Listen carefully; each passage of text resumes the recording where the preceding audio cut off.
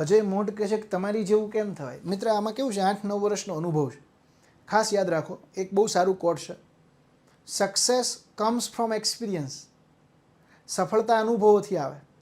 Success comes from experience and experience comes from bad experience. હું પણ મિત્રો જ્યારે ફેલ થતો ને ત્યારે આખી રાત ઊંઘ ન આવતી.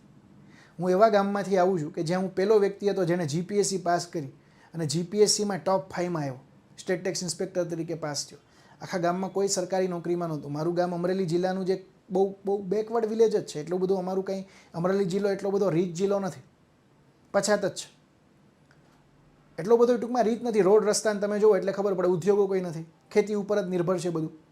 તો કહેવાનો મતલબ એ છે કે હું એ બેકગ્રાઉન્ડમાંથી આવ્યો છું કે ધીમે ધીમે લર્નિંગ કર્યું. હું એક વસ્તુ માનું છું, અર્નિંગ કમ્સ ફ્રોમ લર્નિંગ. તમારે જીવનમાં કંઈ કમાવવું છે, રૂપિયાની વાત નથી કરતો, જીવનમાં પ્રતિષ્ઠા, માન, ઇજ્જત, તો અર્નિંગ કમ્સ ફ્રોમ લર્નિંગ.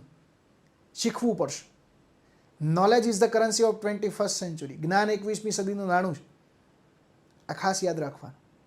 આપણા ઋગ્વેદમાં લખ્યું છે પ્રજ્ઞાનમ બ્રહ્મ. જ્ઞાન એ જ બ્રહ્મ છે, જ્ઞાન એ જ સર્વોપરી છે. નચિકેતા અને યમનો સંવાદ તમે જો ઉપનિષદમાં તમને કદાચ ખ્યાલ હશે, એમાં નચિકેતા યમ પાસે જ્યારે જાય છે તો યમ કહે છે કે તને સ્વર્ગ આપું, તને ઇન્દ્રલોક આપું, તને આ આપું, તે આપું. નચિકેતા કે મારે આ એકેય વૈભવ, એકેય સગવડ, એકેય વિલાસ નથી જોતા. તમારી પાસે જે જ્ઞાન છે ને એ મારે જોઈએ છે. એટલે સ્વામી વિવેકાનંદે કીધું કે જ્ઞાનની ભૂખ હોય, જ્ઞાનની તલપ હોય, એવા મારે 100 નચિકેતા જોઈએ છે.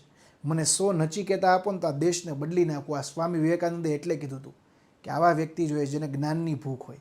એટલે આ ભૂખ હોવી પડશે, આ હંગર હોવું પડશે. ઓકે.